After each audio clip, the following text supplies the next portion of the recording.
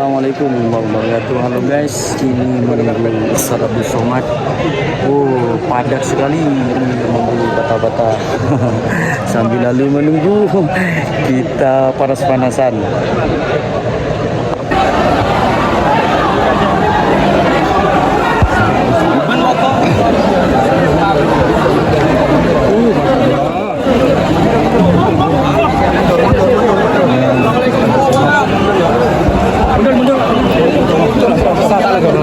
Jangan.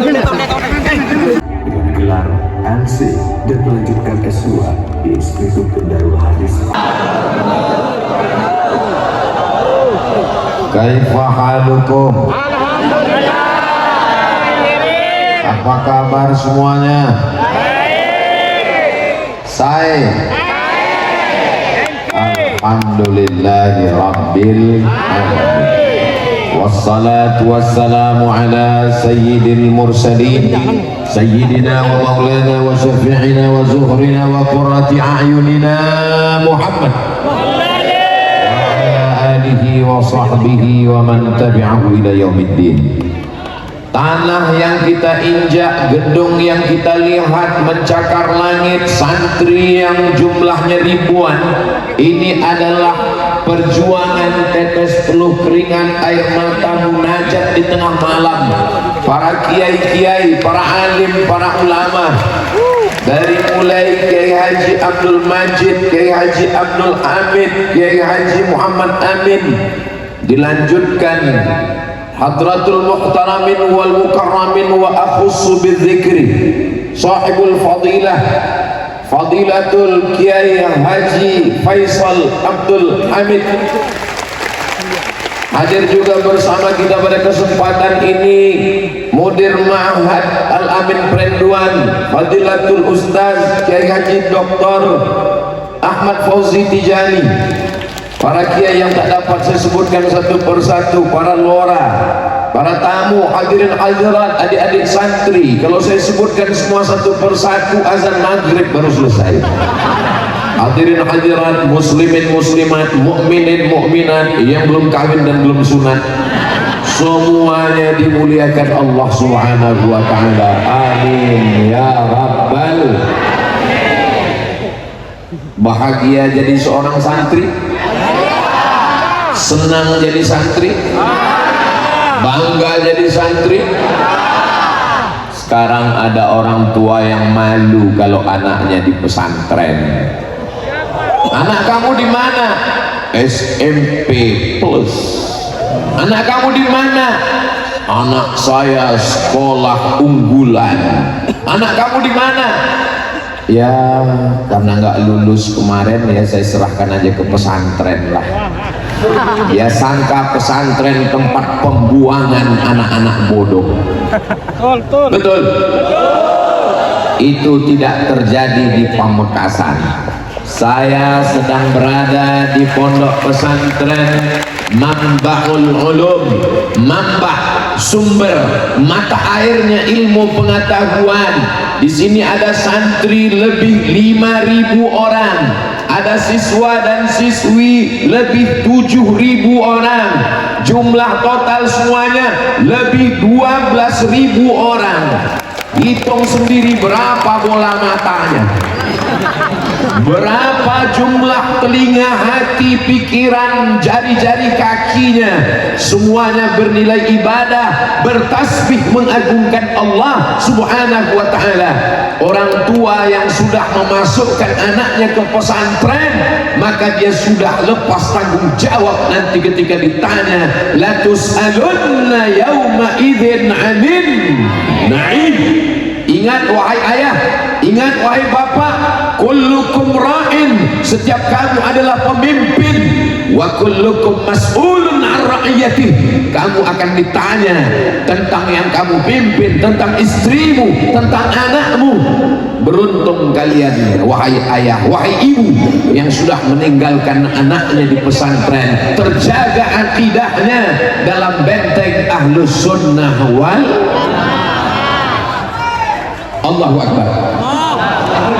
jangan pilih pesantren hanya karena anakmu tidak lulus seleksi SMP negeri.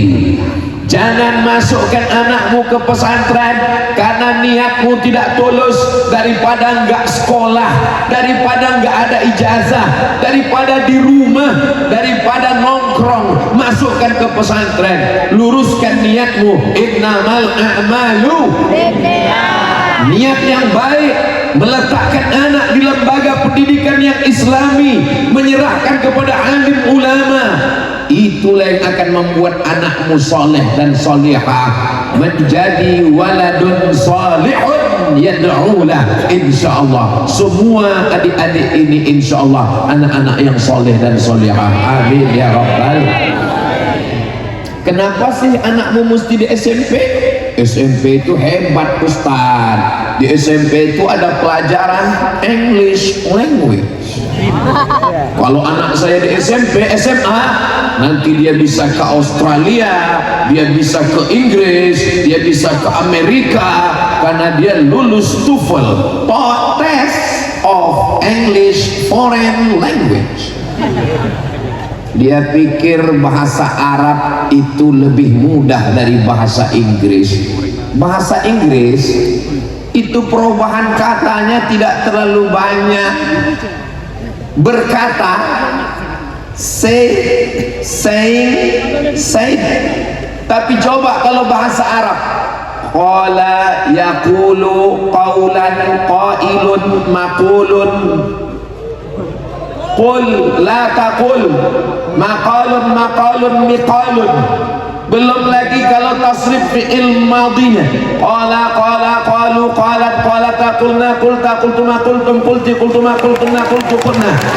Belum lagi mudhari'nya, yaqulu yaqulani yaquluna, taqulu taqulani yaqulna, taqulu taqulani taquluna taqulina taqulani taqulna, aqulu naqulu. Jadi kalau ada anakmu SMP aja nggak lulus, mau ngapal saying, said, yang 3 aja nggak lulus, kok masukkan ke pesantren, dia langsung 2. Kalau nggak error, N. Carilah anakmu yang paling pintar, yang paling cerdas, yang paling tinggi IQ-nya, yang paling kuat hafalannya, masukkan ke Mambaul Ulum. Di sini dia akan dididik dari mulai matan al-ajurrumiyah, kawakib durriyah, naik al-imriti, naik kepada Alfiyah Ibnu Malik. Dan di sini tidak hanya sekedar membaca kitab, tapi di sini ada lajnah ta'liq wa tahqiq, ditaklik, dikomentari, dan kemana kembalinya dhamir, majma'ud dhamir, kemana kembalinya marja'ud dhamair, sampai semua diteliti, diberikan komentar oleh apa?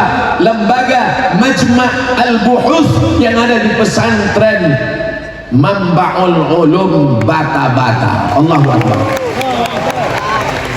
Apa itu? Katanya bisa tasrif, namanya aja udah salah. Kalau tasrif bata ya bitu, ini kok bata-bata. Ini bukan tasrif, bodoh. Ini nama daerah. Saudara yang dimuliakan Allah Subhanahu wa taala, ini tidak ada dalam bahasa Inggris, ini hanya ada dalam bahasa Arab. Dalam bahasa Arab ada namanya rafa', ada namanya nasab, ada namanya jar, ada namanya kasrah, ada namanya dhammah, ada namanya fathah. Tidak ada dalam bahasa Inggris. This is Muhammadun, I see Muhammadan, I am walking with Muhammadin. Itu nggak ada. Jadi kalau ada bapak ibu yang tidak mengerti lalu membangga-banggakan sesuatu yang tidak dia pahami, oh kalau begitu Ustadz Somad anti bahasa Inggris, dia suruh anak kami cuma belajar nahwu, belajar sorof, belajar tasrif, dia suruh anak kami cuma baca kitab kuning. Maksud saya bukan gitu, Beb. Maksud saya, kalau ngapal tasrif yang begitu banyak saja anakmu mampu, apalagi cuman ngapal bahasa Inggris. Insya Allah kalau dia sudah terbiasa dengan nahwu, terbiasa dengan sharaf, maka untuk menghafal present, future, past tense itu insya Allah dimudahkan Allah Subhanahu wa ta'ala. Saya bukan anti bahasa asing. Man arafa lughata qaumin amina makrahum. Siapa yang ngerti bahasa suatu kaum, dia akan aman, terjaga dari tipu daya kaum tersebut. Betul? Saya nggak setuju juga dengan ustadz yang ngomong jangan belajar bahasa Inggris. Bahasa Inggris bahasanya orang kafir, bahasa Inggris bahasanya orang munafik, nggak sesuai tulisan dengan bacaan. One dibaca one. Ya ini namanya budaya. Ketika Nabi Muhammad SAW sampai ke kota Al-Madinah Al-Munawwarah, di Madinah ada orang Yahudi Bani Nadir, ada Yahudi Bani Quraizah, ada Yahudi Qainuqa, ada Yahudi Khaybar. Sahabat Nabi ada Yahudi namanya Ka'bul Ahbar, ada yang Yahudi namanya Husain, masuk Islam namanya dirubah menjadi Abdullah bin Salam. Bahkan istri Nabi pun ada seorang perempuan orang Yahudi namanya Sofia binti Huyai bin Akhtab, bertetangga dengan Yahudi.